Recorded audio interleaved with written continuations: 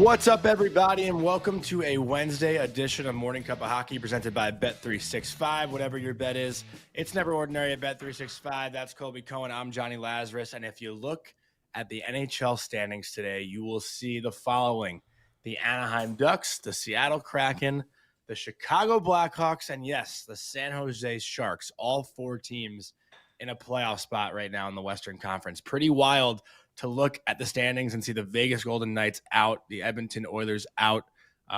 Nothing else really comes as a huge surprise. But, man, it is crazy to see some of these teams playing well. And obviously the San Jose Sharks, a big overtime win last night. The Kraken did fall short in a shootout. But there's a lot to get into. And the Eastern Conference, what did I tweet 2 weeks ago, Vic? November 3rd, the Leafs are going to miss the playoffs. And I've never been more confident that this team is how do I say it nicely? I mean, I don't think I can. They're dog shit. They look pretty damn bad. So a lot we can get into, a lot of different directions we can go in. Colby, how you feeling this morning? You know who I texted last night? You might get a little nervous hearing this, but I texted your boy Carvey at UMass. I don't. Okay, about what? What did I just say that could have led you in that direction? I was just thinking about it. Vic, I could hear Vic laughing. You said that there was so much going on last night, and I mean, I think as much as we wanted the Bruins Toronto game to be like this feature game that we were all excited for, I mean, look, the Bruins get their points. The Toronto Maple Leafs continue to just really be kind of a joke. But the reason that I texted Carv last night was Cale Makar probably competes harder than any player in the National Hockey League, shift in and shift out. I mean, I know it's like a little bit different for a forward. Sidney Crosby forever has really sort of set the bar for elite superstar compete level. Like Alexander Ovechkin, man, he plays hard. He competes his ass off. But there are times in a game where he'll take a shift off. He's not taking strides. You know what I mean? Even Nathan McKinnon, like there are shifts where when he doesn't have the puck, I'm not saying he doesn't compete. I'm saying you watch him without the puck sometimes, and he's looking to, forwards. Again, it's a different position, but he's looking for different spots on the ice. He's sort of, trying to get a little bit lost where he can go grab a puck. When you watch Colorado, and you really watch Colorado, Cale Makar's compete level is just on a different level. I mean, I always knew it, Johnny, but the last two times I watched Colorado, and remember I sent you guys that clip of him blocking the shot. Diving the block shots in the last minute of a game in November or in October. And then you're watching him last night when he doesn't have the puck. His battle, compete, and energy level to get to the puck and to confront guys defensively. And listen, nobody's perfect. He'll get beat. He'll get out of position at times. But it's really I don't know what the right word is. And look, we didn't get to watch Bobby Orr, you and I, only clips. I know I'm older than you are, but we didn't grow up with Bobby Orr. And I just think about some of the great defensemen of all time. And I think about especially the offensive guys who at times they conserve energy and they have to conserve energy because they get up in the play so frequently and they're on the ice for 30 minutes a night. But with Makar, he conserves nothing. He goes balls out, just full speed ahead at all times with and without the puck. And you really just have to watch it and admire his compete level. Like he is just wired differently. And, again, I'm not saying McDavid doesn't compete. I'm not saying McKinnon doesn't compete, but I would put it on sort of that Crosby level of, 100% without the puck, defensively, offensively, all those types of things. It really is a joy to watch. And look, Anaheim's a good team, right? But I think we can both probably agree on the fact that I think Anaheim, first off, they weren't ready to play last night, and that was obvious. And second off, I think going into that building too, Colorado on home ice And you can speak to it firsthand, Colby. And I didn't mean to cut you off, but like I just gotta say this. Go Like ahead, Johnny. You can always cut me off. the You don't have to the apologize.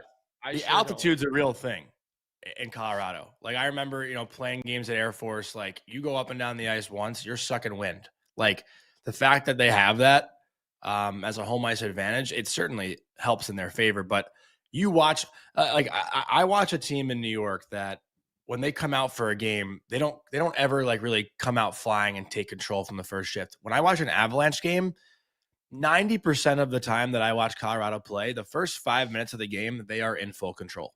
Like that's just for the most part, like that's how they come out of games. So Anaheim, like you kind of expected them or knew that they'd weather a storm, but I wouldn't say they didn't show up to play. Oh, I Like I'd would. keep going. Listen, you can't give up a goal 40 seconds into a hockey game. Okay. You Mhm. know you're going to get a team that is revved up and ready to go. And listen, I think Anaheim was sleepy probably the first half of the first period. I thought that they First came seven to out 10. First and 7 to 10. to me, they looked, oh my God, like a little shell shocked. Like, wow, this team's a little bit different. They didn't seem ready for Colorado speed. And then they got themselves into the game. I mean, look, this is a 2-1 game going into what, the third period? I think it was So it's 1-1. not, I think it was 1-1 going to the third. Oh no, so did it's Gabe one. score in the No, you're right. He 2-1. scored in the 2-1. second Yeah, period, 2-1. Johnny. Yeah. Yeah, his goal Yeah. came sort of mid late second period. Yeah. But you Right you after get Troy into a Terry missed a 2-on-1 too. Like the Ducks had two-on-one opportunities to take the 2-1 lead and they couldn't bury. So you get timely saves from Scott Wedgwood, but Mhm. I think that was a little bit of a good little lesson for these young superstars of like you can't get behind against Colorado and give them credit. They stuck to their game. They get that Leo Carlson goal in the first period when they are being outplayed at that point, and then that sort of drags them back into it. But it just you get to a situation when you're learning how to be a good team when you play a team like Colorado where you have to be ready to play. You cannot give up a goal in the first 45 seconds of that game because then you're just most likely playing from behind all night. And honestly, I thought both goaltenders in the first period, I have multiple notes here on this paper in front of me that was like a Wedgwood, wow, Dostal, wow. Like he makes that power play Yeah. save through the triangle that is just a big time save. But I just don't when I see Cale Makar on this level, Johnny, and I see Cale Makar healthy, like I'm like, he no one else has him. There are other teams that have, again, you can cancel out top lines like you can. I mean, if you put the Avs and the Oilers up against each other in a playoff series, like you have McKinnon, you Yeah. have McDavid, you have Draisaitl, you have Rantanen, Mhm. Natchez, like whomever you want to kind of start pairing off against each other. But nobody has Cale Makar, and as good as Quinn Hughes is, and as dominant offensively as he is, and as well as he skates, man, Makar is he's in his own league when he's healthy and he's feeling good. All right, so let me ask you a question, but before I do so, I just want to give a quick word from our sponsor, Parasso, the most complete choice for shaving and beard care, made in Italy since 1948. Parasso has been a staple of Italian culture and barbershops globally for 4 generations. So get 15% off at parasso-usa.com with our promo code Hockey15 in all caps, Hockey15. And Colby, I feel like right now, I tweeted like 2 or 3 nights ago, is there someone who's in the lead more than Leo Carlson for the Hart right now with what he's done for Anaheim? They're first in the Pacific. No one expected this, blah, blah. And immediately you're kind of hit back with, I don't know, man, look at what McKinnon's doing. And then there's shows saying, is McKinnon now surpassing McDavid and all of that stuff? I'm not trying to have that conversation, but obviously Nathan McKinnon right now leads the league in points. I think he has 32 points in 17 games, and he's been on fire. He's got 12 points in his last 3 games, which is insane. But does having Cale and knowing what Cale is when, Cale is arguably the third best, fourth best player in the NHL, maybe even the second best player in the NHL at this point, does that take away from Nathan McKinnon's race for the Hart Trophy? Like, because you have a guy who could also easily be the MVP of the league on the same team. It's kind of like that Connor Leon conversation, but right now it's more so Nate Cale. Listen, I don't think you could sit here and say that Carlson is, running away with an MVP or Hart Well, or, go he's ahead. leading a Ducks team that wasn't necessarily supposed to. I mean, they had hopes to make the playoffs, but they weren't supposed to be in the playoffs. And he's now on an 11-game point streak. He's on fire. He's scoring a lot of games, doing it against the big dogs too. You went out and hired Joel Quenneville. You've been making your way through this rebuild. Guys are taking steps. They go out and they bring in Chris Kreider and Jacob Trouba. I mean, those guys are not, cheap, although they might have been throwaway players to the Avs. To the Rangers, they certainly don't look like throwaway players. Like, I'm not sure that, again, I think Anaheim, while I don't think they expected to necessarily be in first place, I think the expectations were for Anaheim to be a playoff team. And look, I'd say 20 games. I don't think you had them in. No, I don't. I didn't have them in. Nope, I definitely didn't. I said I thought they'd end up on the outside looking in. As much as I didn't think they'd be a lottery team, I also didn't see them at this point. But, we are early November here. We're not at American Thanksgiving. Yeah, it's like quarter of the season almost. I'm not ready to sit here and say that Carlson is like the favorite. I have the standings here on my other screen. I'm just kind of looking at them and seeing, who and what's around them. But look, is he a third-year player now, I guess? So, yeah, this is his third year. He's off to a great season, to a great start to a season. But you can't ignore what some of the other star players are doing. I mean, San Jose's in a playoff spot. Chicago's in a playoff spot. Celebrini and Bedard are in the top 5 in scoring. I don't see what the difference would be there. The only difference for me would be those two guys are probably surrounded by less talent. And then, sure, you have Nathan MacKinnon playing the way that he is. You have Cale Makar playing the way that he is. So, look, give Carlson a hell of a lot of credit because he's taken a major, major step in his third year. But I'm not sure that I'm necessarily buying the narrative that Cale Makar hurts McKinnon's case for the Hart Trophy, as Vic has put as a sort of headline on the bottom of the screen right now for those of you that are joining us with audio only. Trevor Rose in our chat, Trevor Rose 1 actually wrote, McKinnon might be hurting Makar's MVP chance, although I think right now it's Cale's to win. And again, like I do see the comments like, relax, we're only 20 games in, but like these are, we're 20 games in. Let's assess the first quarter of the season. Let's talk about what players have really stepped up and like dominated and done well. I think that's a important conversation to have. 20 games is a pretty decent sample size. Like chunk. It's a decent sample size. I think most coaches will tell you they sort of know what they have in their team 20 games in. I think you really get an opportunity to see players that you're new to. I think for a guy like Mike Sullivan, who's got a new team, you have all these players mostly for the first time, you kind of know what you're going to get. You're going to know what's a guy's A game, what's a guy's B game. What about a night where they're totally disengaged?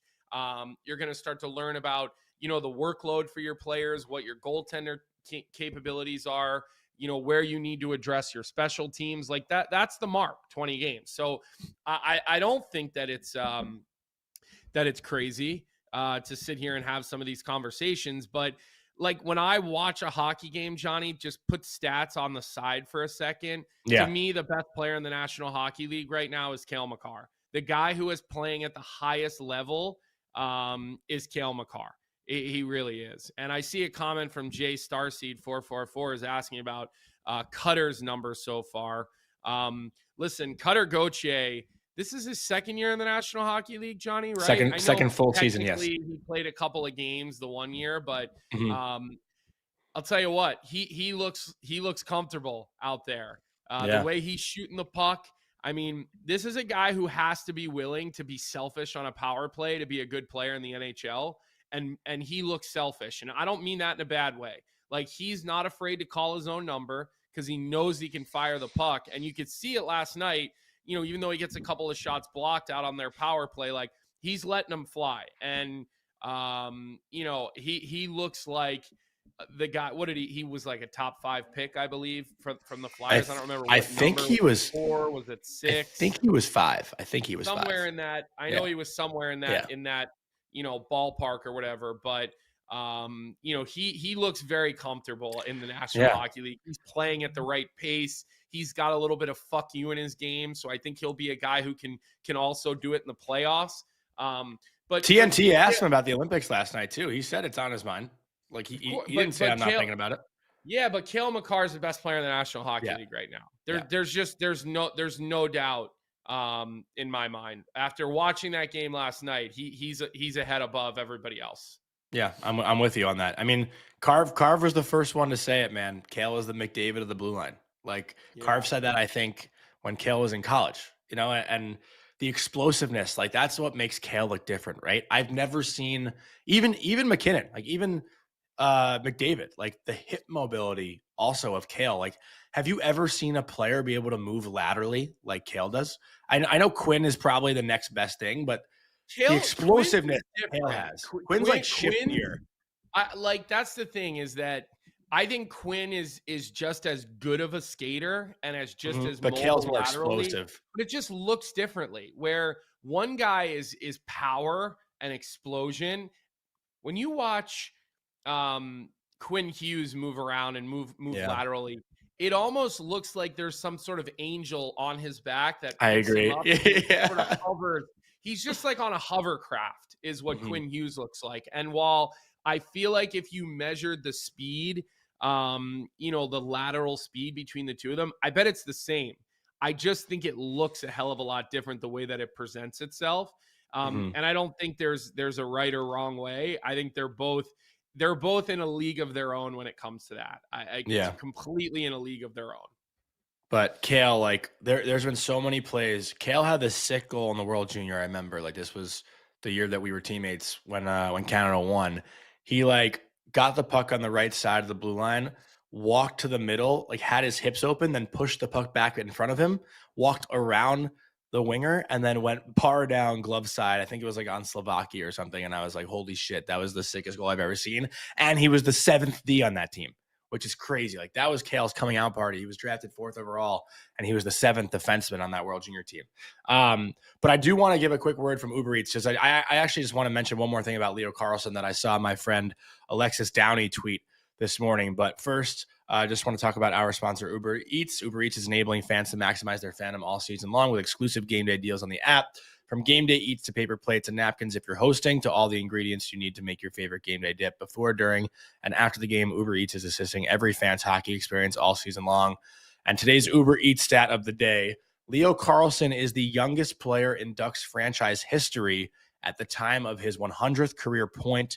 The previous mark was actually set by Paul Kariya, who was 21 years, 109 days on February 2nd, 1996. So Leo Carlsson, again, is rewriting the Anaheim Ducks history books, and this 11-game point streak he's on is quite impressive. And like I mentioned, Colby, he's doing it against Vegas, against Colorado. Like he's not shying away against the big boys of the NHL. Like it's been a pretty impressive point streak. That's all I really got, honestly, on that game. But it did actually, one more. It did feel like a playoff game. Like you could tell those were the top two teams in the NHL playing against each other. Like Gabe Landeskog scored his first goal back in a regular season after like 1,000-something days. And Colby Armstrong was having a lot of fun with it on TNT last night, called himself like the slump dog. I don't know if you saw the clips online. Those guys do such funny like memes and shit. They had Chicklets memes, like Memes's voice, like, oh, the slump dog. Like that guy's voice is unreal. Shout out to Dale. Did you see the segment they did? I actually thought it was pretty cool. The intermission segment they did, where they had the veteran on there, and he had like the big metal puck with the noisemakers in the puck. I didn't see that. The veteran, he was saying that he only has 5% of his vision. So it was like a segment. They were like talking about blind hockey, and they were showing the puck that they use. It's like this big metal puck. It's 3 times the size of a regular puck, and it's got like noisemakers in it. And so they gave Gretzky and Biz sticks, and like they said, close your eyes and see if you can pass the puck to each other. Like they're always very creative with the things that they do at TNT. Like they really are. And I'll be honest with you, anytime you see Gretzky with a hockey stick in his hands and any type of a puck, you're kind of like, okay, I want to see what happens here. Like, even though, listen, the great one is getting up there in age, and you kind of don't see him that often. And I think when you don't see him that often, and I think you guys all in the chat, you probably all can understand this. You know, my parents, they don't live in you know the area that I live in, and so I don't see them consistently. So let's say you see your parents like 4 times a year, like every 3-4 months. You kind of notice your parents aging a little bit more when you don't see them very often. And I think with Gretzky, we don't see him every week on TNT. So His hair we looked haven't seen great. him in months and months and months. Oh, the flow is always looking good. Mhm. So just seeing him with a hockey stick in his hands and a puck and doing that segment, I don't know. I enjoyed seeing that for that. You know, so yeah, Kind of good just to see. no, it's good. I last night I didn't really watch any intermissions. I was flipping back and forth between all the games. But you know, another game I watched a little bit of was San Jose versus Minnesota, and the Sharks have quietly won 4 straight games. I think they're like 7-2-1 in their last 10 also, and they're in a playoff spot. And I wanted to ask you, Colby. I think you know Macklin scores the overtime goal. Out of the Kraken, the Blackhawks, and the Sharks, right? All 3 teams are in a playoff spot right now. The Blackhawks are the 1 and 2 in the wild card, and the Kraken, I think, are 3 in the Pacific. I think they're in that 3rd spot in the Pacific. Which team of the 3 would you expect to fall out? You know, Yeah. I hear your question. There was a question in our chat that I want to hit on before we Okay. go to your question here. Somebody, and I lost it because it's pretty far up, but somebody asked what we think Cale Makar next year is the last year of Cale Makar's $9 million deal, Johnny. Okay. So I believe July 1st, he would be eligible to sign an extension. The question that I have for you, because you know Cale, right? Yeah. So look, he was just on a 6-year deal at $9 million a year, $54 million. Previous to that was his entry level deal, I guess. Wow. So this will be his 3rd contract, but his 2nd big contract. Smart man getting himself into a contract year when he's eligible to sign an extension at 28 years old. What does Cale Makar's next contract look like? Do you think he's a guy who's maximizing dollar value? Is he leaving money on the table? Like, what's Makar doing? Cale wants to win. There is no doubt in my mind that Cale Makar wants to win. And I don't I'm looking at Colorado's Puckpedia right now and seeing their cap space. I don't know what they'll have at the time of him signing. I think Cale Makar, what he's worth. Well, right now they've got 3.5 million available. Okay. And the only player they have on LTIR is makes 2.5, and he's on 2.5 for a long time. So they don't really have much cap space available right now, but you know, the cap will go up, obviously. Yeah. You know, Drury's an RFA, Olofsson will come off. Lehkonen. Kiviranta comes off. Yeah, I mean, let's see here. No, Lehkonen's got 1 more year. He's got 1 more year. So So when Cale's lines up, Ross Colton's $4 million cut. Like, they're gonna have plenty of money. But the question that I have for you is like, handicap it, right? Like, he's probably a guy that if the Avs gave him 8 years at $18 million a year, I think everybody would say, yeah, okay, no problem. But he's obviously probably not going to do that. No. So what is the number that we actually think he's going to take? Because are we talking like internal cap too, right? Like, you know, Nate makes 12.6 and Nate just makes 11.5. I don't think Natchez is in the same. Maybe you want to look at McKinnon, but like, again, McKinnon's 12.6 and McKinnon signed his contract.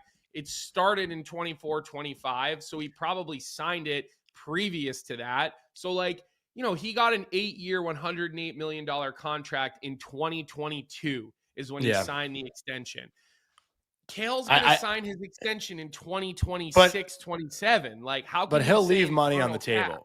He'll leave money on the table. Number. But he I can don't do know, a like 7-year deal. He can't do 8. That's a good reminder for whoever that. I just saw that in the chat. Thank you for the reminder on that. Looking for who just said that. Okay, Walter Barker says he can only do 7 now. So again, appreciate that. So Johnny, you've yet to give me a number. You just keep tiptoeing around it. Like, no, give because me a number. It's hard to like say what the number will be when the cap will be different. Like, so Mr. Hypotheticals, Yeah. and you want to do everything in hypothetical land, can't give me a hypothetical guess about what your friend and teammate, a guy you intimately know, will take on his next contract. Like, Like I think it nobody's starts. I think it starts with a. Let me talk. I think it starts with a 15, but is 15 leaving money on the table still? Like I don't know how that money adds yes. up with what the cap will be. Okay, so then I think 15. Yeah, I mean, Johnny, the cap next year. Can somebody, Vic? What is the cap? What is the cap projection next year? Exactly. I know that we have the projection, and I know Gary Bettman has shot down the fact that Elliot has reported and Frank has reported that it will be higher than they actually are predicting. But Mm-hmm. okay, Rogue Wave is telling us it's going to go to 113. So think of the percentages, Johnny. Like if Mm-hmm. 113 I'm not. is I'm not a math guy. I'm where the not good with cap's going to numbers. be, and he's going to take 15. I mean, you're talking about a single 10%. digit. Yeah, you're talking about a just maybe under, depending on how much the cap rises. Mm-hmm. So you think it starts with a 15? Yeah. That's where you're pretty comfortable. So I mean, 104 next year, 113. Yeah, 113 in 2 years. So you're talking about 15 million of 113 million. Like the it could even go percentage. to 17 at that point. Yeah. Like I mean, I just think. But again, like I could see Kale, and again, me struggling with this is me not being a numbers guy. It's not like me not being. It's not like me saying I'm not comfortable Can we saying put Kale's New number. York Marines comment on the Um, screen, Vic, please? it's true. It's true. But I don't think Kale would be a guy who would want to be significantly overpaid than McKinnon. You know what I mean? Like Nate makes 12.6. I don't see Kale like going to 17 because Nate's making that for another like 5 years, right? Nate signed Yeah, his but deal he 3 years signed ago. it in Yeah, he signed it three. He 2022. signed it 3 years ago. But Kale's I think Kale deal would is leave. kicking in But I in think Kale would. 2028. I think Kale would leave some more money. Like I think he'd start at 15, leave some more money so Colorado can bring in more pieces to win. Like Kale would rather win 3 or 4 cups over. He's gonna make money the rest of his life. Like he'll do more stuff in the game when his career ends. I don't think he's gonna have to. Just so you know, He probably this won't guy's have to. he's gonna make $200 million in his playing career. Yeah, he probably won't have to. But I think the number starts with a 15 for sure. Do you think he wants to take it over 6 years, 7 years? Do you think it'll be worth more if he does it over I seven? got Should we 1 have this hour now? of sleep that night.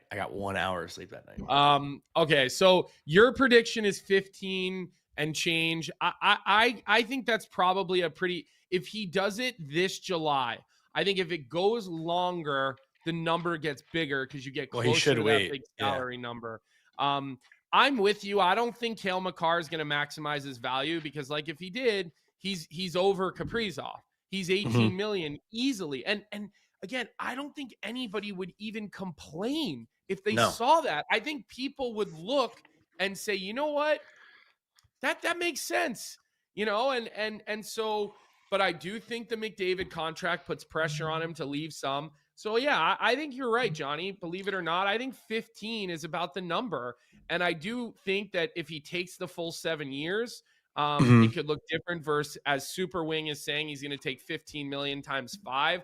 I don't know why at 28 years old you take a 5-year deal that puts you to 33. Mhm. I don't think that that's really the smartest decision. I think if you're signing a contract at 28 or 29 years old, take your 7 years. Take your 7 years and move on. And is this better? Says McCarr has deals with CCM, Bauer, Red Bull, Under Armour, etc. I don't think he has He deals with just signed. He just CCM signed one with Under Armour. and He just Bauer, by posted the something way. with Under Armour Yeah, yesterday. but I'm just saying CCM and Bauer would be wildly conflicting Yeah. deals. And just because a player might use a stick from one company and everything from another company, that doesn't necessarily mean they have a deal, with those companies. And look, we talked with Jeff Marek about this. Connor McDavid is the highest endorsed athlete in the NHL right now, at least North American athlete, because what Ovi's getting over in Russia, like we'll never know. He could be getting $50 million in endorsements in Russia. We just don't really know. It's probably less than $5 million total. I mean, it's not like it's not NFL endorsement money or MLB endorsement. It's not Shohei Ohtani endorsement money by any stretch of an imagination.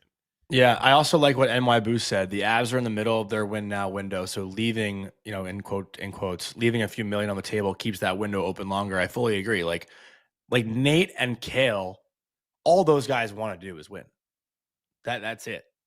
I'm trying to remember, like, when Nate signed this $12.6 million deal, was that looked at as he's still underpaid or no? Because I know he was Say, grossly underpaid before they won the cup. Like he was making 6.3 who's that? maybe. McKinnon.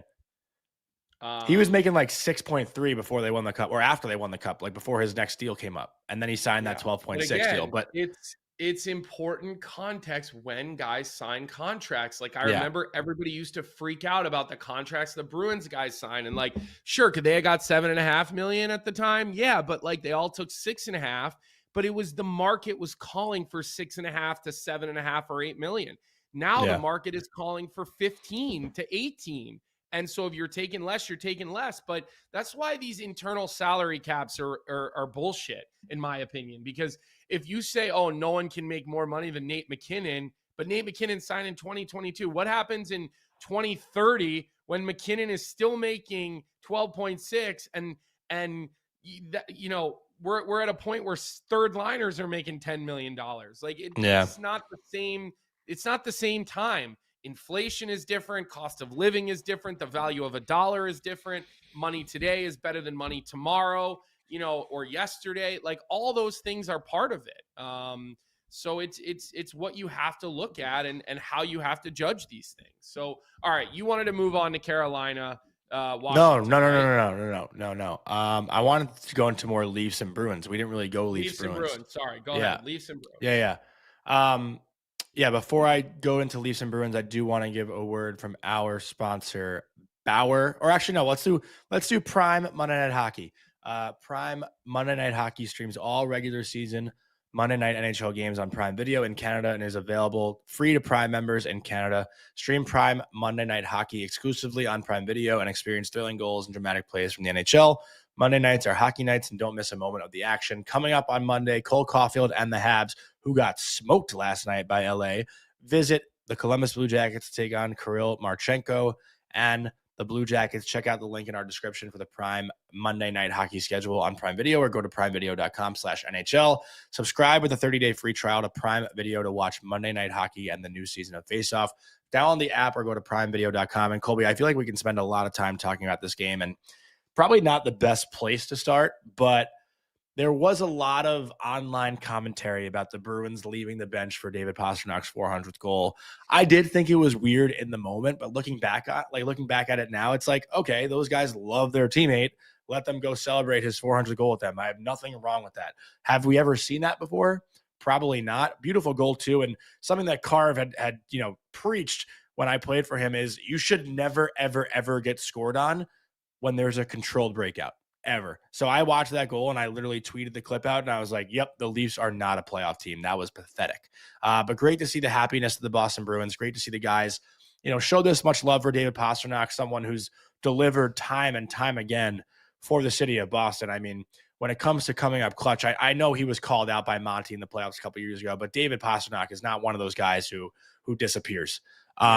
So great to see that. And what was your Vic, thought on this team leaving the bench? Before we keep moving, put a poll to our chat. Let's get a pulse on the chat right now about if they think that it's obnoxious to leave the bench on the 400th goal, or if it's warranted, or if the Rangers put up a regular season championship for their banners, or if the Leafs have major goaltending. No, I'm just kidding. Let's just do it about Zach, 400 goals.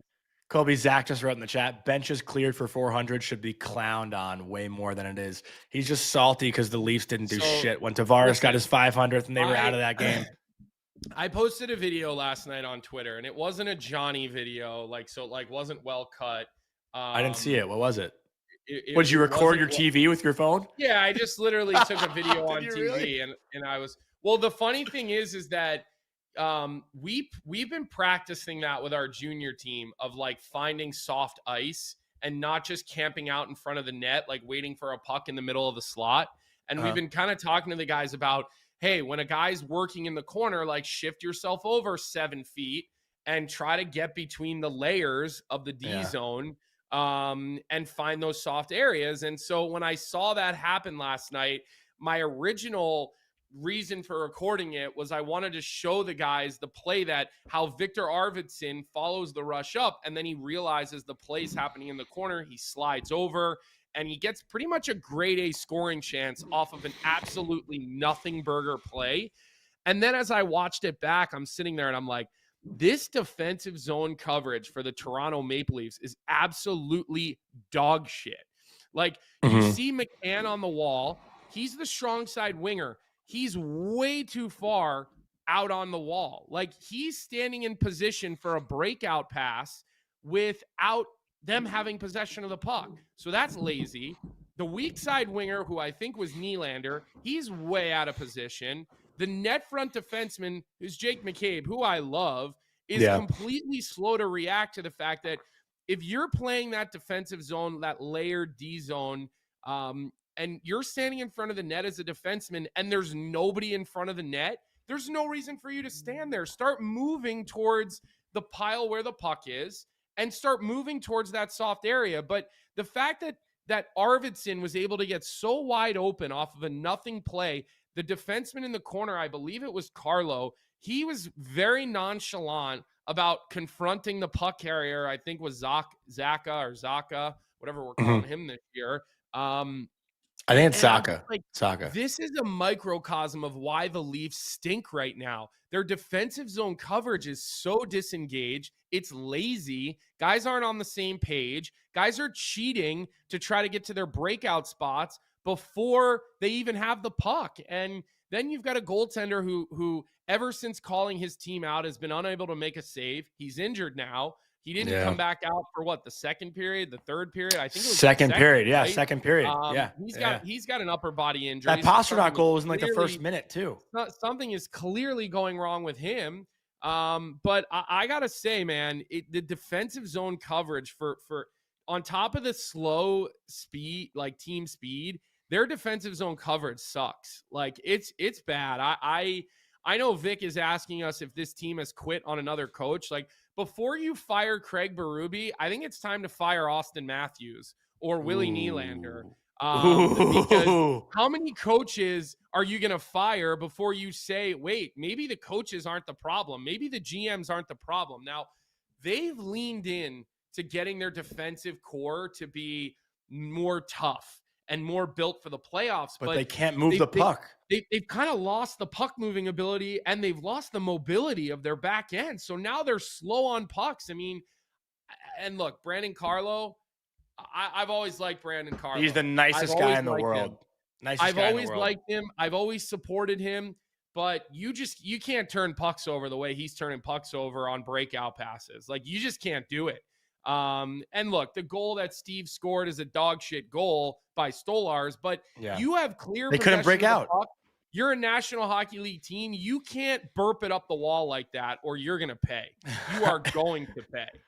You're getting some heat in the chat. Alex and Kingston. Okay, we're trading Willie and Austin for a puck moving D-man. Who would that be?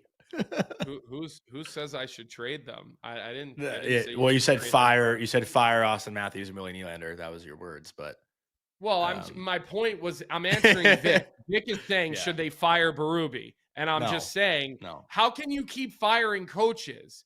Like, Mitch Marner was the problem. You can't blame Mitch Marner anymore. He plays for Vegas. Who are we blaming now? It used to be Dubas's fault and Sheldon Keefe's fault. And then Brendan Shanahan's fault. Okay. Whose fault is it now? Now it's Tree Living's fault. Now it's Berube's D zone. Okay. Like, at what point can you turn around Colby with a massive back pedal? Like, no, you just put words in my mouth. Okay. No, Colby, you literally said they should fire Matthews. Fire the players. I never said trade them for a puck moving defenseman. Who said that? I certainly didn't say that. I could see, listen, as someone who's a victim of words being twisted, I could see where they're coming from with what you just said. If you think that I'm backpedaling off what I just said, sorry, you're never going to win a Stanley Cup with 34 as your captain. Is that a backpedal for you? You're never going to win a Stanley Cup with Willie Nylander cheating out of the defensive zone all game. How many years did it take Alexander Ovechkin to realize that he had to commit to playing without the puck to win a Stanley Cup? Okay. So again, how many people can we blame before we look at the guys who make all the money? That's my question. Because Matthews makes a hell of a lot more than Craig Berube and Brad Treliving, and he's your captain. Willie Nylander makes a hell of a lot more money than these guys, and he's your superstar. So where are you going? Okay, go ahead, continue to defend them, Alex, and continue to have a team that will never win a Stanley Cup. All right, you can continue to have a team for a great fan base that will never win. They will never win with this personnel. It'll never happen, and you still got problems in goal. If Craig Berube is not a guy who can get them to play that they need to play, then who is? That's like who's the answer? So you're siding with me here, is what you're saying. No. Well, Alex is also saying what did he just say? I just lost the comment because there's a lot of people talking now. Like I think agreed. But if Chief can't get them to play like that, then next. But who's next? Who are you bringing in? Like, who's going to come coach this team? Is it going to be Pete DeBoer? Is it going to be Peter Laviolette? Is it going to be a guy that hasn't gotten a head coaching job yet? Like, what coach is available right now that's going to help get this team over the hump? Like, I don't think there is one right now. You're asking me for a solution. Simich hockey training. I don't think there's a solution right now. And I'm going to tell you why. Because you're certainly not going to trade Austin Matthews. You're just not. I like, get as angry as we want at him, but you're not trading that guy. They don't grow on trees. And so the solution is I don't know, like maybe when Sidney Crosby retires, you give Sidney Crosby $50 million a year and you make Austin Matthews live with him and you pray to death that he can teach Austin Matthews how to be a winner. Like, honestly, what's the solution? I don't know. 13.2 for Matthews, 11.5 for Nylander. Okay, Nyes, like Tavares makes an unbelievably fair salary. I'm certainly not looking at him. Michelli's starting to put up some numbers. Like, what do you do? I don't know. Superstars are not available. You need number 1 picks, number 2 picks, number 3 picks. You need them to have the will to win a Stanley Cup. What did we show yesterday? No team has won a Stanley Cup without what? Was it a top 3 pick since the 08 something like that? Yeah. Something like that since the 08 Red Wings. Do you think your top 3 pick is taking you to the promised land? Like, do you think that? It's not happening. It just isn't happening. And I don't know what the solution is. I truly don't. I don't even have an idea because now Marner's gone, coaches are gone, Brendan Shanahan's gone, all the problems are gone. All the reasons the Leafs haven't won is gone. And now what? You look like a dog shit team that's completely disengaged, that, plays when they feel like it. And, look, they didn't look like they necessarily shied away, but again, they got bullied last night. The big bad Bruins bullied the Toronto Maple Leafs. What else is new? Let me read this tweet, Colby. I'm not sure if Vic can get it up in time, and I apologize if I'm mispronouncing this name. Sid Sachero. I think that's maybe how you say it. I feel bad if I botched it, but I don't think in the moment we realize exactly what happened to the Leafs this past spring. Florida didn't just beat them. They took their soul. Do you feel like that's accurate? I think it's Sexaro. I guess that's how you say his name. Thank you, Vic. But I don't know if I feel like that is what's happening. I don't really agree with that either. I just think the execution is terrible and the mental buy-in isn't there. Like, the mistakes they're making, it's backtracking laziness. It's pucks in their own zone. It's not executing. It's no skill on the back end. Like, you can't go play offense if the puck can't get to the forwards. Well, they're just they like, if you want like a real, again, like you need a guy who you need a more mobile group back there. But listen, to be fair, Johnny, we've sat here and we've yelled and screamed that their D-core wasn't tough enough to win playoff series for years. And I just think Treliving overdid it. I also, listen, I've been watching, Philip Myers play since, his days in Philly. And Zach Phillips, the great producer from The Sheet and Leafs After Dark and, all the other properties on the Nation Network, says wrong. They would have had to take their soul before. They would have had to have a soul before that series. They've always been gutless cowards. But Can I say one thing about that though? Quick. Yep. You can always you could say two things. I had never been more confident in the Maple Leafs going into that Game 7 last year. I thought this team was actually cut out to do it. Last year under Berube, they looked different. They did. They had a soul. They had life. They were tough. They played the right way. And when Austin Matthews was the one, granted, he didn't play that great in Game 6, but when Austin Matthews was the guy to score that goal in Game 6 to help force Game 7, I had never been more convinced that it was the Leafs' time. And Zach, I'm just going to, I love you, but I got to disagree. They had soul. They had purpose. They had buy-in. They had everything, I think, characteristically that a team needed to win last year. And Florida was just they just came out in Game 7 and took it away. But again, we can't forget the first period of Game 7 where I think Lorentz gets a breakaway. Lawton has a scoring chance. Nylander has a scoring. The Leafs had chances in the first period of that Game 7 and didn't bury, and that's where the game was lost. So I don't think Florida took their soul, but I also don't think you can say that they never had a soul to begin with last year. I disagree with that. Now go. Sorry. They need to figure out a way, because I was talking about Philip Myers and how he's playing, and man, that guy, I don't know how he's found a way to stay in the National Hockey League, because nobody has more adventurous shifts than he does. I mean, he was Mason Lohrei, but with less skill before Mason Lohrei. I mean, that guy is the king of making American Hockey League plays, and I have no problem saying that. I know what American Hockey League players look like very, very well. I know what mistakes look like for American Hockey League defensemen very, very well. They run through my brain all the time. But they need to find a distressed hockey club, okay? And maybe it's the Nashville Predators, okay, who look like they need to blow up and rebuild, okay? Mm-hmm. I don't know. Maybe it's Calgary. We know they're in distress. We know Rasmus Anderson's name has been out there. Maybe it's Dahlin. I'm not sure. Maybe I can't imagine. But they need Dahlin? Maybe it's a distressed. Well, the Buffalo Sabres are a distressed hockey club, aren't they? You think they're trading Rasmus Dahlin? Who are they going to get in return? Listen, my point is here. I can't imagine any of these people would be available. I know that's something I would right say. Now, that's a crazy comment. You need to find a distressed hockey team, and you need to find a number one defenseman, because when you're asking Jake McCabe to be your number one defenseman, and I love Jake, and Jake is the perfect partner for a number one defenseman, you're in big trouble. And again, I'm sitting here, I'm looking at their cap outlook. They got no first round pick, no second round pick this year, no first round pick next year. You look in their system at who they have. They have Easton Cowan. Obviously he's kind of learning his way in the American League.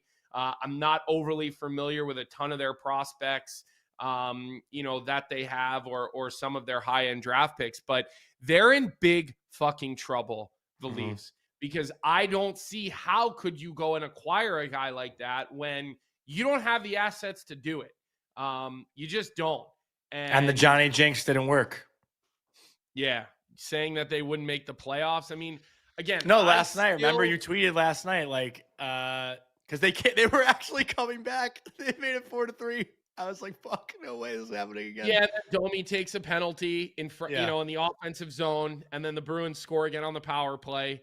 How about Morgan Geekie, by the way? Wait, how about Morgan Geekie going to Twitter and I don't know, some guy was like, I don't know, coming out for 400 goals seems kind of whatever, and Morgan Geekie was like, go back to your day job, Ken. Something like that. Yeah, that was amazing. Amazing. I completely love that. Can we switch gears to the Bruins? Nikita Zadorov is becoming the NHL's villain, but it's also if you're not playing against the Bruins, last night watching what Zadorov was doing. What'd you think of his hit on Matthews? I didn't think it was that bad. Presumably took him out of the game. I mean, I maybe it was when Matthews tried to get him back. Listen, to me, that's a penalty. That's boarding. I think that's a penalty. I'm not saying it's 5. I'm not saying you throw him out for it. But that to me, that's a boarding call. He didn't And run him through the glass though. yeah, He kind of you hit it's to me that's pretty textbook boarding. Like again, I think that's a 2-minute penalty. I got no issues with doing that to him. And hey, you know what? And here, we're showing the retaliation right now where Domi tried to fight Zadorov and Zadorov didn't drop his gloves. And look, I don't blame Zadorov here. Why would you give Domi a fight at this point of the game when you're ahead? Why would you give the Leafs life when you're ahead in a game? You've just run Matthews over. I will say this. I'll credit Austin Matthews. He did get up from that hit and go try to get retribution on Zadorov. Like he took a run at Zadorov after that. But did you see what Zadorov said though? Yeah, he wouldn't fight Domi because they're friends and he's bigger and it's a lose-lose for him. I mean, yeah, go ahead, read it. Sure. Zadorov said, "I'm not going to fight my friends. We won a championship together in the OHL. I have respect for Max, and he's so much smaller than me. It's a lose-lose for me if I fight him." Like, so I don't. I know you said like, why would he give Domi the fight for momentum? But like, I think that's really what he was thinking. Like if that's somebody else, maybe he does drop him. I mean, listen, I don't know. Like, I don't know why you're giving a fight. No, I agree with you, but I think Zadorov. Is somebody arguing in our chat right now that he never touched the board, so it's not boarding? Is that what I'm just like trying to catch up here? But I didn't see that. When you hit a guy off the boards like that far and he needs the boards to brace himself, like show the video again. Did he not touch the boards? I mean, he didn't really. He didn't really. Let's see the video again. Put it up again. I mean, I always think of boarding is when you hit a guy 5 feet from the boards, and then Vic, can you do me a favor and roll that again? So he's off the boards. How are we saying he didn't touch the boards? I mean, he does, but here? That's textbook boarding. You're 4 feet off the boards. You got hit from behind, and you hit into the boards. I mean, it's not violent boarding, but I don't know. Like, how's that not boarding? I don't know. Like, I don't know. Like, to me, you hit a guy from behind. He's in a vulnerable position. Like, I have no problem with Zadorov did. It seems to me like a good trade-off to do that. But I thought it should have been a 2-minute penalty, like plain and simple. Like I did. So I just looked up the definition of the actual penalty, and it says a boarding penalty will be assessed to any player who checks or pushes an unsuspecting opponent in such a manner that causes the opponent to hit or impact the boards violently or dangerously. So by definition, dangerously, is that not dangerously? He didn't hit the boards dangerously, I feel like. Connie, he kind of like goes in like a very uncomfortable, almost head first situation there. I mean, it wasn't violent, so yeah, it wasn't violent. Violent. But you can't tell me Zadorov. No, it was dangerous. It was dangerous. To me, that's boarding. Sorry. Yeah. I think it was dangerous, but not violent. I like the way you said that. Yeah. I see that called all day, every day. Like, I have no problem with Zadorov doing it. Zero. If anything, I like that he did it. I like that Matthews got up and responded. But to me, that's a dangerous hit. And that should be a 2-minute penalty, like 100%. So, I love all the people who never played the game of hockey telling me what it is and what it isn't. That's my favorite part. Don't be that guy. Don't be that guy. And you can. I'm gonna be that guy when you're sitting. Don't be that guy. Saying, okay, you don't know if he didn't play. Don't be that guy. I mean, give me a break here. Like, you think that I got people who think that I'm backtracking today, and people who think that I'm coping. It's like my eye tells me what my eye tells me, like plain and simple. And yes, I know better than you if you're wondering. So, the Boston the Maple Leafs get bullied yet again. And I don't know. Do we think he got hurt there? Do we think he got hurt when he tried to run at Zadorov and he ran into the brick wall? That is Nikita Zadorov. Like, I don't know. But he left the game, and now what are the Leafs going to do? Right? I mean, they're cap strapped, and now they're without Mitch Marner and Austin Matthews. Where's their offense coming from? Matthew Knies, maybe. I don't know. Yeah, I don't know. It's got to be Willie. Matthew Knies looks like a guy who's worried about making the Olympic team. All right. Let's shift gears. I want to go back into the initial question I had asked you. But before we do that, I want to give a word from our sponsor, Bauer. This segment is a presentation of Bauer and the Bauer Pulse, the first Bauer stick to feature their latest kick point innovation. Powered by 2 distinct energy zones in the shaft, this stick is designed to adapt to your game with loadability and precision of a mid kick and the explosive, unexpected release of a low kick. Catch goaltenders by surprise with a quick shot and they'll never see it coming, or make dynamic plays in the zone that will have defenders scrambling. Combine all that with new raised grip ink on the shaft, and the Pulse will stay in your hands while you put the game in your hands. Exclusive to Bauer Hockey, the Pulse contains ultra lightweight and rigid boron fiber material, which creates a high strength to weight ratio and optimizes energy storage and increases reactivity. Featured on 40 flex sticks and above. For more information, check out Bauer.com. And Colby, the question I initially asked you was, out of the 3 teams, the Sharks, the Blackhawks, and the Kraken that are in the playoffs right now in the Western Conference, because I think we got to give Anaheim credit, right? Like, I think they deserve to be where they are. And I'm not saying the other 3 teams don't, but I think everyone would expect a drop off between the Sharks, the Blackhawks, and the Kraken. So which team do you think has the least chance of staying in their spot and making the playoffs? You know, I've never had a ton of faith or belief, and I'm sorry, Jenna Henderson, if you're here today, but I've never been a believer in the Seattle Kraken. I really haven't.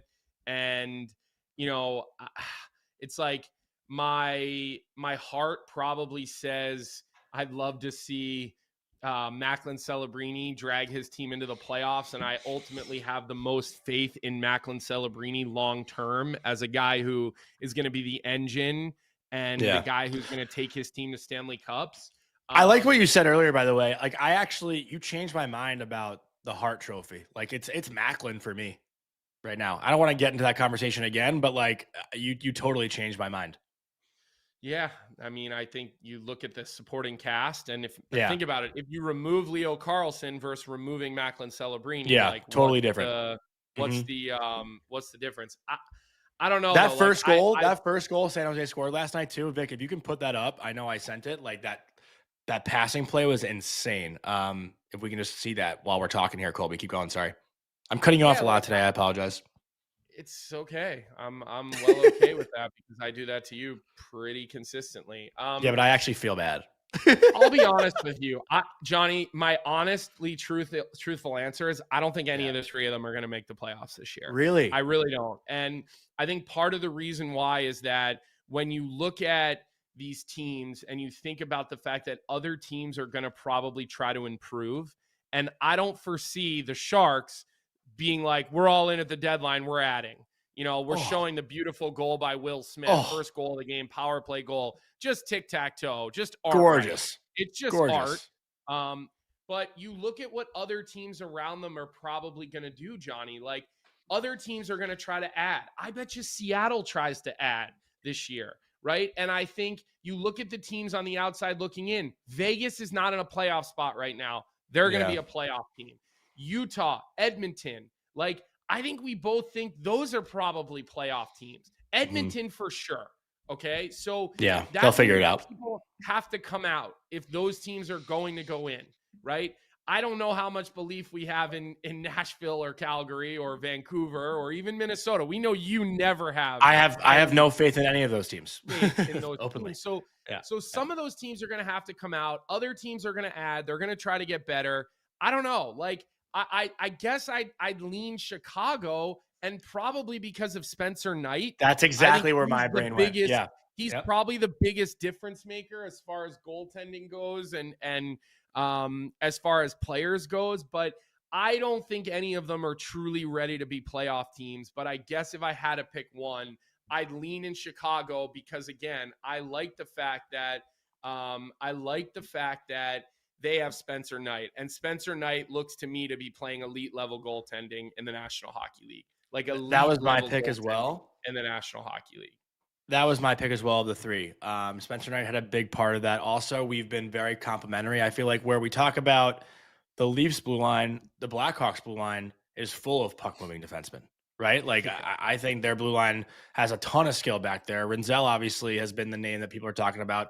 You know, you and I think before the show, we're talking about Grizz, like how you would have played with him if you stayed for your senior year. Like, he's a good puck moving defenseman. Vlasic has shown it.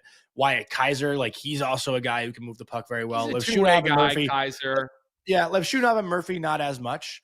No, no, But no. Lev Shunov is a puck mover. What are you talking about? you think so? Yeah. Oh, come on. Really? Well, what kind of player do you think Lev Shunov is? Do you watch him? I've skated on the ice with him. And you don't think he's a puck mover? Well, how would you describe him? I think he's more steady, physical, defensively responsible than he is offensive upside. Johnny, we're live. What? You know that. We can't delete this stuff. I know. We're live. Is he an offensive defenseman? I think, yeah. I think Lev Shunov is I know he's putting up move the puck, I know he's putting up points, but is he play, considered the offensive defenseman? Yes, absolutely. To go number 2 overall, I think they're looking at him as a guy who's going to contribute offensively, play on their second power play, move pucks, absolutely contribute. I don't think saying that he's defensively responsible. His biggest issue right now, Lev Shunov, is that he gets lost in his own zone. And is that his reads defensively are a problem. So when I skated with him this summer, I didn't think the skill. And again, maybe I'll admit I'm wrong if I'm wrong. Like I haven't watched however many games the Blackhawks have played. I'm definitely going to watch them against the Devils tonight. But I remember I told you like right after that SoFlo league, I was like, man, I thought Lev Shunov was way more skilled than he was when I was on the ice with him. So I guess maybe that's like what's clouded my judgment on him a little bit. And granted, that's 3-on-3 small ice hockey, so it's a little bit different. But I was just gonna say, do you care to give some context to what you're talking about? So I played in the SoFlo 3-on-3 league this summer, and Lev Shunov was there, and he was physical in it. He's strong. He's like a tough motherfucker, but the skill, I didn't think, like for a second overall pick, I didn't think he was as skilled as I anticipated. And I said, like I did say, I know he's putting up points right now, but I don't know if that means he's necessarily this 50, 60 point defenseman someday. Like, again, maybe I'm wrong. But I think they're looking at him and they're hoping to be over Rinzel. No, not necessarily over Rinzel, but yeah, like I think Rinzel's a better offensive They're defenseman. hoping that he is a great puck moving defenseman who can play on the power play for them, who can contribute offensively, who can play in their top 4 on their first or second pair. And I think they're hoping to pair Lev Shunov up with a good defensive defenseman because they want him to be an offensive guy. So I think that saying that he's been good defensively, like I think he's been a little bit of a mess defensively. And so point being, I think Vlasic, I think Vlasic and Rinzel are better offensive defensemen. That was the only point I was making, really.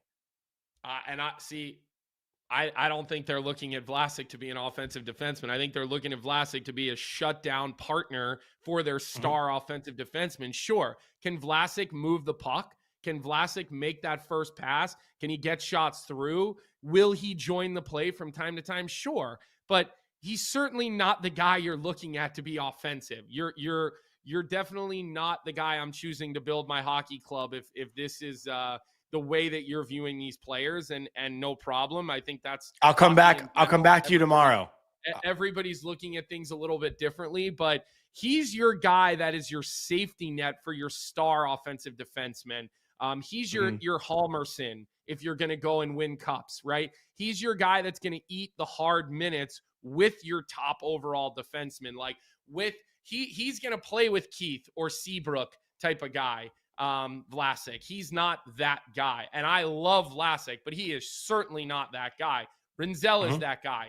The hope is Lev Shunov is that guy. The hope is Kevin Korchinski could have been that guy, right? But I think we're seeing that defensive core for the Blackhawks completely different than one another, which is no problem. We're just seeing Yeah.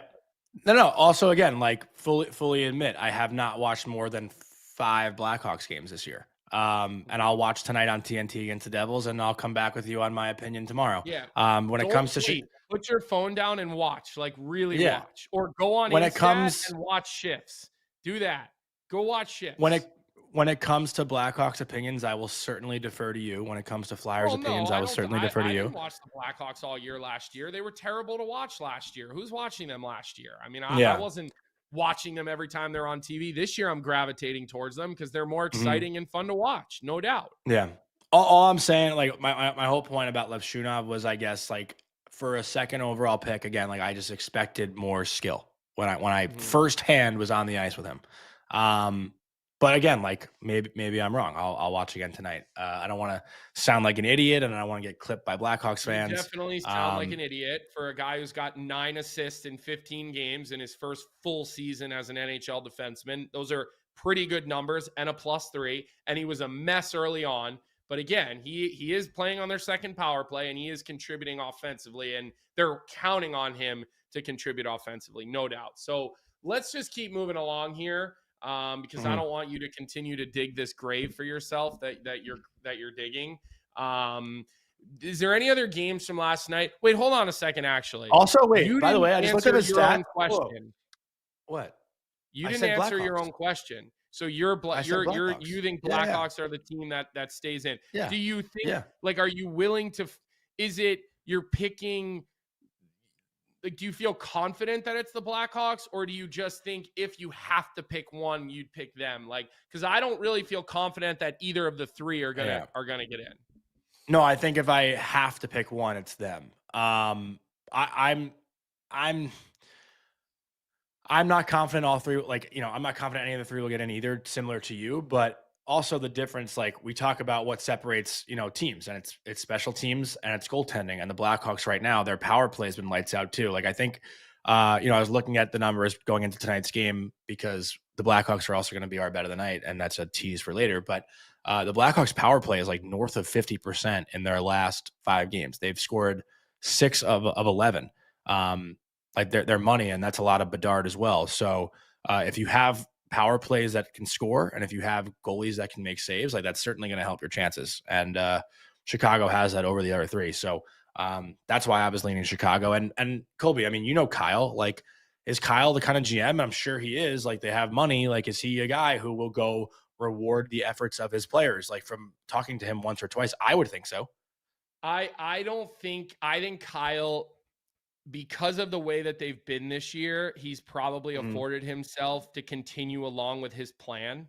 And I think one thing about Kyle is that he's never wavered one time. He's never wavered. He's been patient. He hasn't pulled the trigger on things. His Seth Jones trade was incredibly diligent and methodical. He didn't just get rid of Seth Jones just to get rid of him. He went out, he found the right trade partner. He filled a massive need for the organization. So no, I do not see Kyle Davidson moving off of his plan. And I think that's one thing that I respect so much about him, is that when the noise has gotten really, really loud, he has not deviated away from his plan. And I think that it's going to pay major dividends later in life here and later in his career as the general manager. Give Rocky, and obviously Rocky no longer here, but now Danny, give them credit for allowing him to see his vision through. You can tell a GM, you get your 5 years.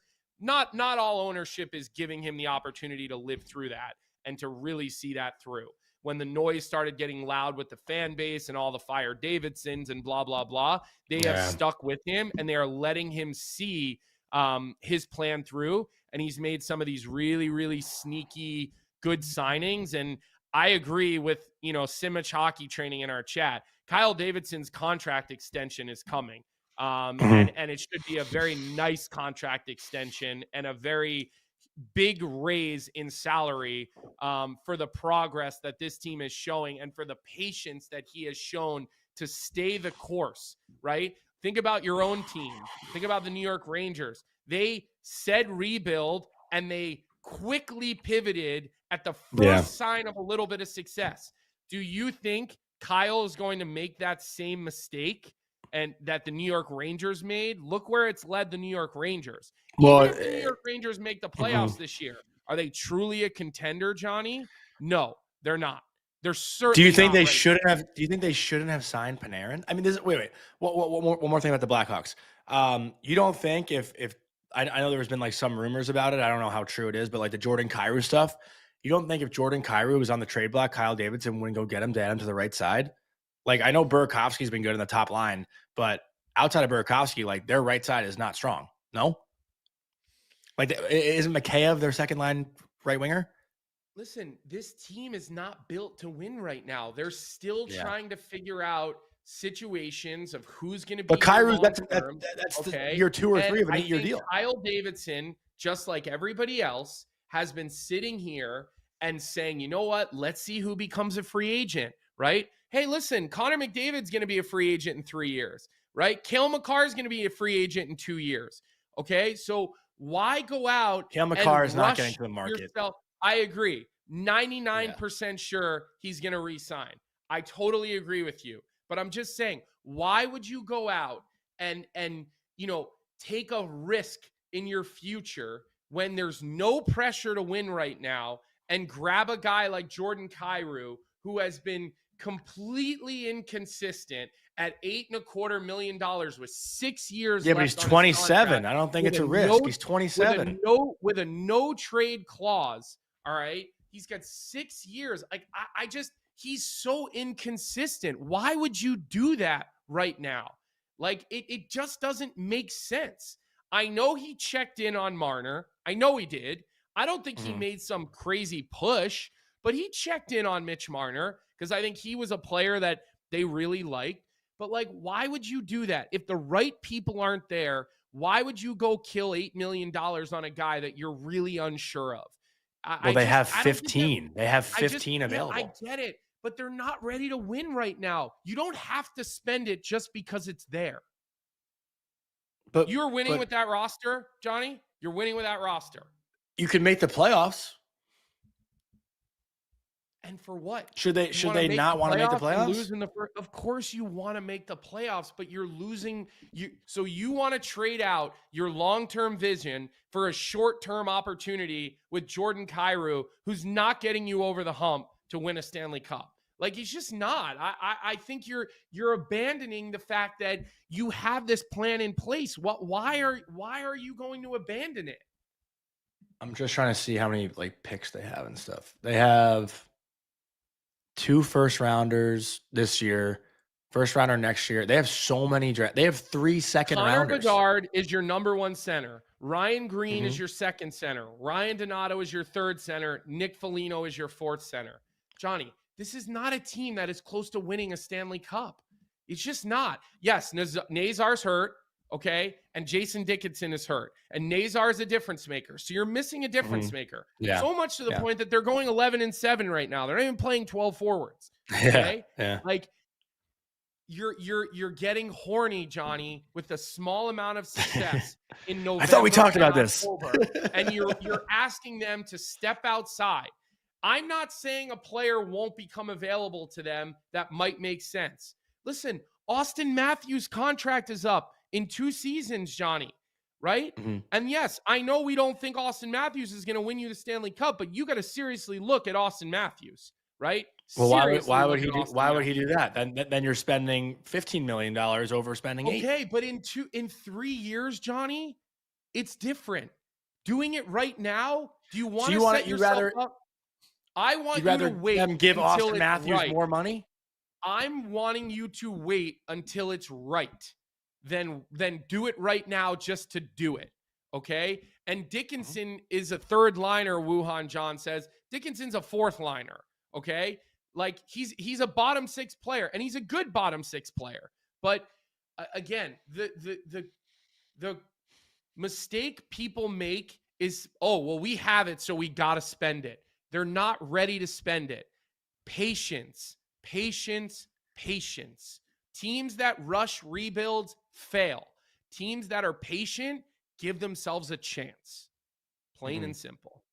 They have 2 first rounders. They have 3 second rounders. He says, if I'm the Hawks, I'm staying away from Matthews. Too much money and lack of success. It's a fair comment. I'm just saying, you don't have to spend it because you have it right now. Wait until it's the right fit instead of grabbing Kyrou and praying that it's the right fit. Okay? Unless you have a guy that is also not the right fit, making $8 million, which you don't have, okay? What would be the reason to do that right now? I don't see it. That is my personal opinion on what Kyle Davidson will do with the Chicago Blackhawks. Be patient. We have Victor sent us some breaking news from Frank. Some relatively positive news for Canucks on Thatcher Demko this morning. Early indication that Demko is expected to miss 2 to 3 weeks with a minor injury, unrelated to previous knee injury and unrelated to why Demko took maintenance days last week. Also, Quinn Hughes got hurt and came back to the game last night too. That was a scary moment for a second. But I mean, do you want to talk Canucks for a little bit? To me, they're not a playoff team. Yeah, I have notes on the LA King Montreal game and the Okay, we can Carolina talk about that. Washington game. I don't really have any notes on that Vancouver game. Sorry. Okay. I don't know if Chef Richard is here with us today. I know he normally is, but I did not watch the Winnipeg game. I just didn't get into it. I got into a bunch of the other games, and this morning got into a bunch of the other games, but not not the Winnipeg game.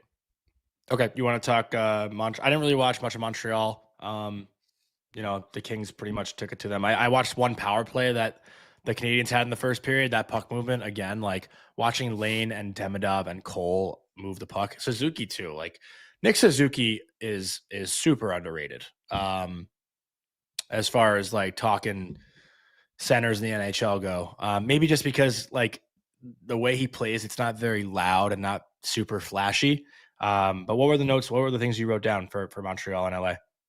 So I want to give a little bit of love to Darcy Kemper because he made quite a few saves, early in that hockey game because, Montreal's up 1-0 and ultimately they lose that game pretty handedly. But I think the thing that stuck out to me was there was a level of heaviness from the LA Kings that Montreal struggled with. And, I think ultimately the Achilles heel for the Montreal Canadiens is going to be the fact that, like, when it comes to defending and, you look at any of the freeze frames of some of the goals last night that, LA scored, defensively, they're in the right spots, Montreal. You see 5 guys in the frame. You see guys collapsing in the slot. You see wingers holding dot lines. You see defensemen on the puck, but it's just too light. And, I had a note here that Montreal was just out-battled in the second and the third period. Like, you look at all the stick battles and all the puck battles from that game, and even the goal that they score late where Armia gets under Lane Hutson's stick. Like, there's a heaviness that is missing from the Montreal Canadiens. And ultimately, for them to take the next step, they're going to need that. They really are. They're going to need that heaviness and that pushback. There's on the goal, the first goal of the game, Lane Hutson takes a pretty good shot up high for Anderson to get into space and score that goal. And so, sure, you've got guys that are willing to take a hit to make a play, but you just are missing the heaviness that you need, in my opinion, to be successful. And so, ultimately, I think that's something Montreal, if they really want to take the next step, that's something that they're going to have to address. Again, I only watched like the first period, so I can't really speak to the rest of that game. And from what I watched, it was like mostly Montreal, but I guess obviously to your point, LA kind of took it to them. Anything else you want to get into today? It's already 10:20. I didn't realize how late it was. Yeah, I mean, I had some notes from that Carolina game. I mean, I just thought that, like, the biggest thing for me is, like, you just watch that team without Jacob Slavin, and you see without Slavin there to match up against other teams' top lines, they just get exposed. I mean, even on the first goal, it's like a pretty harmless turnover. They don't get the puck deep, but it's at the blue line. They still have guys back. Duhaime's goal? It just, the transition happens way too fast, and Carolina gets caught sleeping. The other note I was really surprised about is, I know the Chychrun goal was right off of a faceoff, but Wilson also had an incredible opportunity that was off of a faceoff. And I'm sitting here and I'm like, Carolina's in pretty good defensive zone posture, but they're still giving these plays up, in the grade A zone and the grade A slot. And it makes you wonder, like, again, how badly they miss Jacob Slavin, because he's just the guy that erases those plays and his stick position, his body position, his ability to match up. Carolina needs to get that guy back immediately. They are a completely different team defensively within the danger area of the ice without Jacob Slavin. And then Logan Thompson, like, he made some real timely saves in that first period before Washington started to kind of push, and, Carolina never really answered the push, but Logan Thompson continues to strengthen his case for Team Canada. Like, he really does. I mean, I think that that becomes more and more apparent every night. I know you didn't really watch that game. You were dialed on the other games, so I know you don't have much on it. But those are just some sort of thoughts and things that I had written down while watching, actually this morning, going back and watching that game. So that's pretty much all I got, Johnny. I'll be interested. The Caps have been weird this year, though. Huh? Yeah, go ahead. No, like I was just gonna say, the Caps have been a little bit weird this year. Like, I think we all kind of expected a little bit of regression from last year because, like, everything that went right for them last year could have. But the consistency, again, like I didn't see the game much last night, but the consistency from what I have seen doesn't really seem to be there. Where last year I felt like you got the same exact effort from the Caps pretty much every night. And I don't know if it's an effort thing. Maybe it's more of an execution thing, but it just seems like things aren't clicking like they did last year for Washington this year. And I'm sure there's people who watch more Caps than I have that can attest to it a little bit, but that's just what I've gathered so far from Washington. Mm-hmm. Yeah. Listen, I think they're to me, they're still a team that I think will be a playoff team. Yeah. I do think. What was the like for PLD? It was 3 to 4 weeks or 3 to 4 months? No, I think it's lengthy. I think it's months. It's months. Yeah. So I think that's troubling because, he's obviously sort of resurrected the way we talk about PLD. Pierre-Luc Dubois, with the way that 3 to 4 months. Yeah. So, that's a huge injury for them because obviously I talk about this quite often. Like, you lose a guy like PLD and sure, it's a monumental impact, but the other impact that you get with that is, like, it pushes other players into situations that they're really not prepared for. They're really not prepared for. So, I think we'll see if they can weather the storm and keep themselves in. I thought, again, Ethan Frank, he brings jam when he plays. He makes plays. There's no doubt about that. I think that we'll see, like, how much Ovi continues to push. He gets an empty net goal, which, again, goals are goals, and he continues to push towards that 1,000 number, or maybe 950 is the number we got to look at right now before we look at 1,000. But we'll see. We'll see what this team does. Like, it's definitely gonna probably get laid early without having him for 3 to 4 months. It really is. So we'll see how good Logan Thompson can be, Johnny. Yeah, Jeremiah just said that he doesn't think they're a playoff team, which is surprising because Jeremiah, I feel like, is always more of a positive outlook guy for Washington. But we'll see what happens.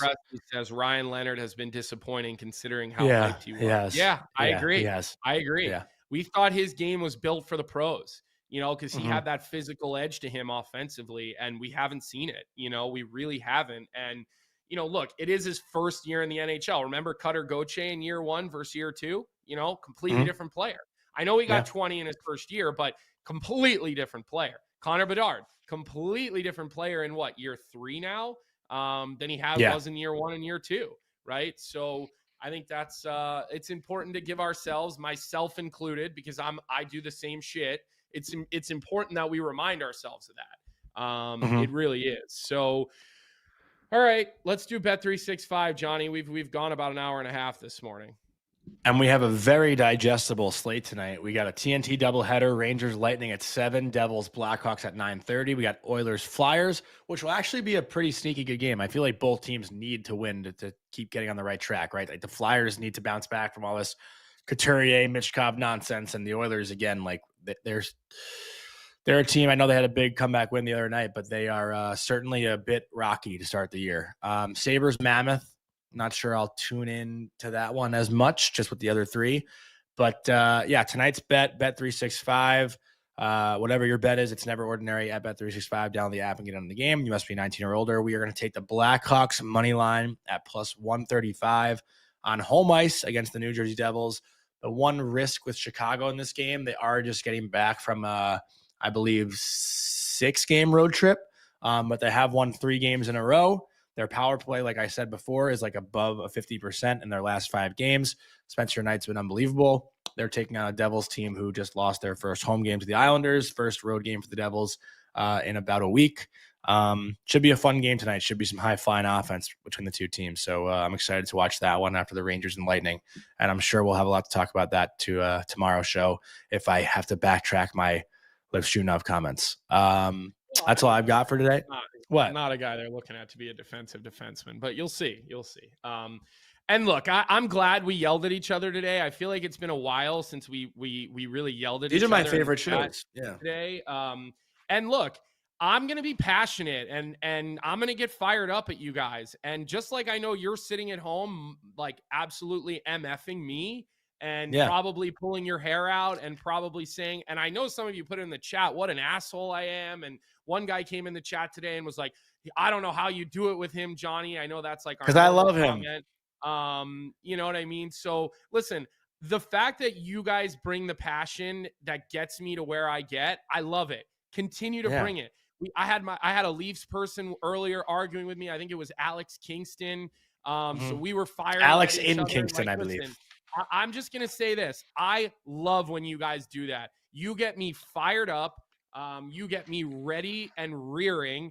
And I'll tell you, like when you guys are fired up too, the fact that you come to our show and you bring your passion and your emotion enough to get fired up at me, listen, I love it and appreciate it with you. I will argue with you, till the fucking cows come home. I appreciate it. Now, I don't appreciate a comment that I saw where somebody said, I can't imagine how he treats his family. That's fucked up. That's completely ridiculous and stupid. We can all come here and scream and yell at each other about sports and the way we treat each other within the chat and this and that. No problem. You want to bring my family into it, we'll just ignore you at that point. We're talking about sports, guys. We're literally talking about sports and the way that we yell at each other. No problem, but bring your passion, tell me how bad you think it is or how wrong you think it is or yell back. No problems. Like, that stuff is what makes this show better than everybody else's show, in my opinion, is that we do all that type of stuff. So great show today, Johnny. It was nice to just be rolling you and I. We do have, I'll give you the ball back. No problem. Just wait. Thank you. We do have Jimmy Dowd coming on tomorrow at 9:15. Look Jimmy Dowd up. He was a great NHL player. He's got a great story, going back to when he played at Lake State back in the day. His kid is playing pro hockey right now. So we'll definitely get a little checkup on how his kid is doing. Jimmy Dowd working on some really, really cool stuff with mental health and player development and working with players in the New Jersey area. So, the other thing I'll say about Jimmy Dowd that I don't know if he'd ever be interested in this, but the Trenton is getting their East Coast League team back. The Trenton Titans used to be an East Coast League team. They're bringing a team back to Trenton. They should be calling Jimmy Dowd to be the head coach of that team. I mean, that guy has more energy than anybody that I know. So we'll ask him about it on the show tomorrow, and we'll see if we think that he would be interested in coaching the East Coast League team here in New Jersey. We're going to put him on the hot seat tomorrow and ask him that.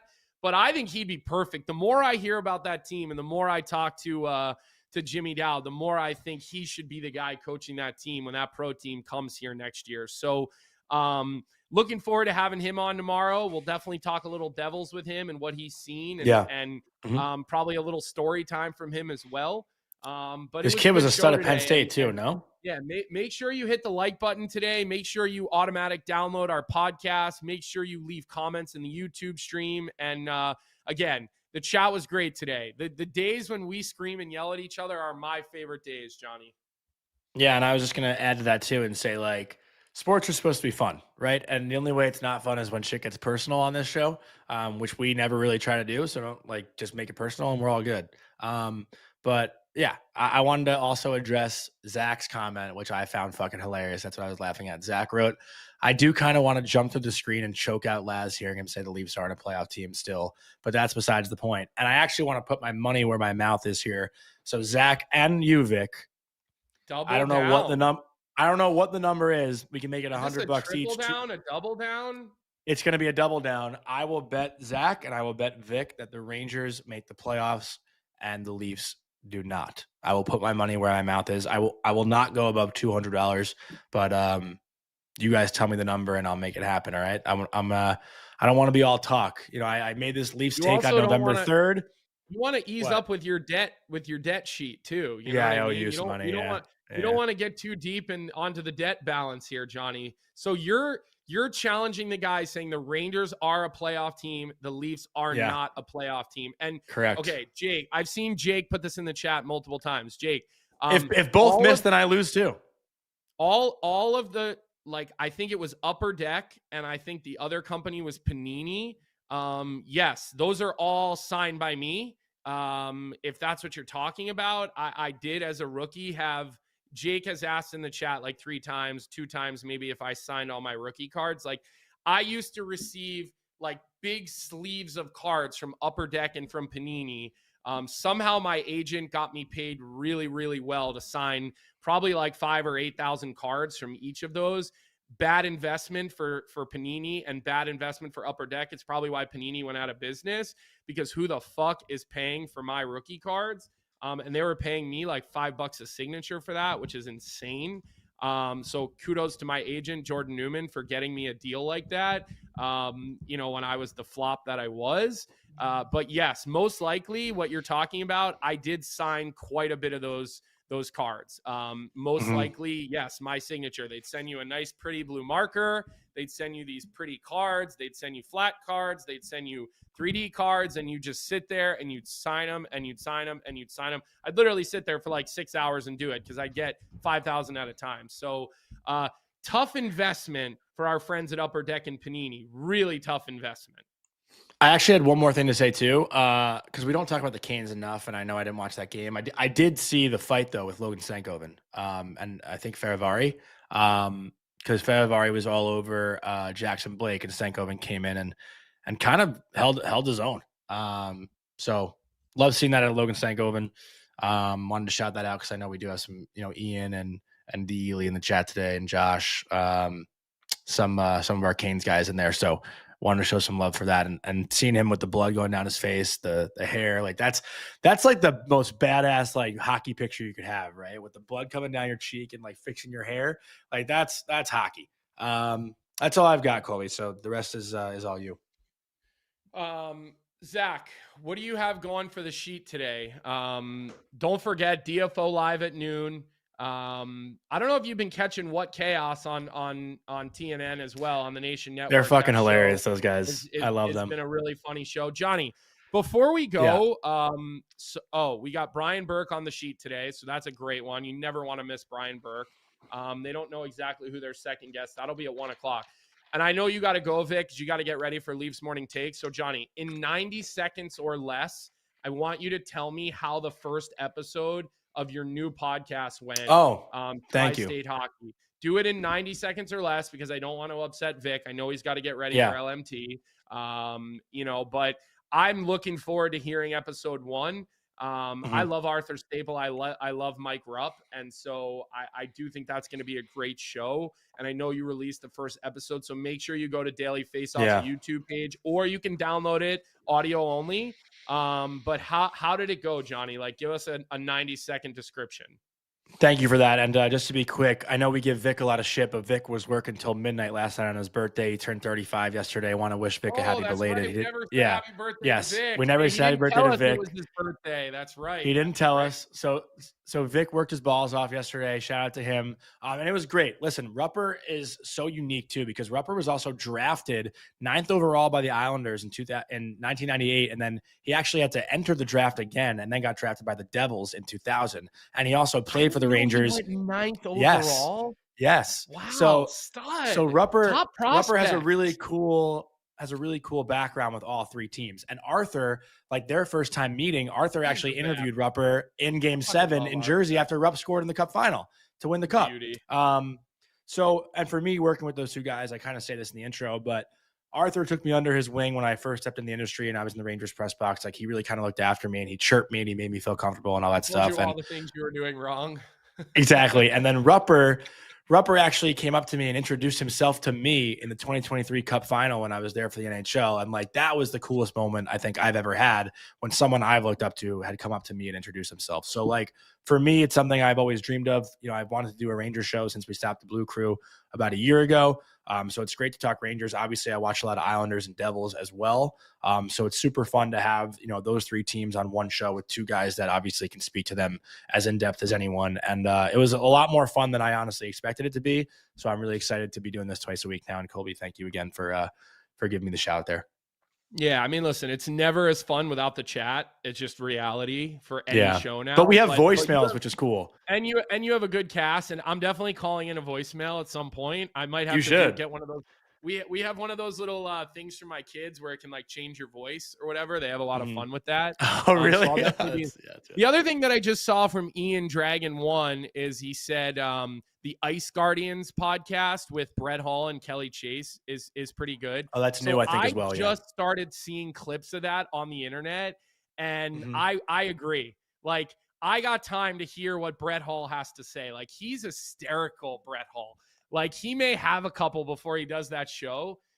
He's really fun. I've been in the middle of an episode of the Sean Ryan show with Matt Bissonnette, who is one of the Navy SEALs that was on the Bin Laden raid. And so that's a 4-hour episode that I still have 2 hours and 41 minutes left. So when I get done that episode of that show, Johnny, I'm going to check out, I'll get through your show, and then I'm going to start checking out that Ice Guardian show because I'm interested. Like, Brett Hall, maybe we got to try to get him on. Maybe they'd want to promote their show on our show sick. by getting Brett Hall on. I don't know Brett Hall. I've never met him, but I can text JR. Patty Maroon. Patty Maroon too. I can ask Chatty to help us get Brett Hall. I know he knows him from his time in St. Louis. So I definitely want to check that show out. But the clips online have been really good of that show. It has been really good of that show. So okay. I have one more last thing. This is my fourth last thing. There also is going to be another massive announcement for a show in the NHL today, which I can't tell you what it is right now, but we will definitely talk about it on the show as well. Not sure if we'll get to it tomorrow, but maybe Monday. But no, I think we've talked about it before. No, I'm kidding. I think it's going to be great. Yeah. I'm 100% kidding. I'm really excited to see it. I really am. Yeah. I hope it's as good as the show that it's like going to take after. And we got to give it time. And obviously the biggest question will be for those guys, like, what are people willing and not willing to say? Because we, we know what it was like having Patty Maroon on here last year, and Patty had to have a big filter every week. What we talked about in private versus what we talked about in public, you have to do it, right? So that announcement will get great. It really will. And, we'll look forward to seeing that as well. And we'll continue to make sure we check out the Tri-State Hockey Podcast with you, Rupper, and our buddy from the show, Arthur Staple. It'd be great to get Rupper on our show this year. That's usually your job. That's usually your job. You're the Rupper guy. But I do think we should get a pulse check from him I think Rupper was one of the first people to come on to talk about the road to 100. And I think he was. Yeah. You kind of got him on your team at one point with that. So I do think it's time for a pulse check on that. But listen, we hope everybody has a great day. We got to go. We got to let Vic go do LMT. Thanks for all the love today. Hit the like button on the way out, and we'll see everybody at 9 a.m. tomorrow. Have a good day, everyone. What's up, everybody? Thanks for tuning in to Morning Cup of Hockey here on the Daily Faceoff YouTube channel. If you enjoyed the show, make sure to hit that like button, subscribe, and turn on notifications so you never miss an episode. And don't forget, we've got more great hockey content every day. You can catch DFO live at noon and stick around for the Sheet with Jeff Marek at 1 p.m. right here on Daily Faceoff. Until then, keep your coffee hot and your takes hotter.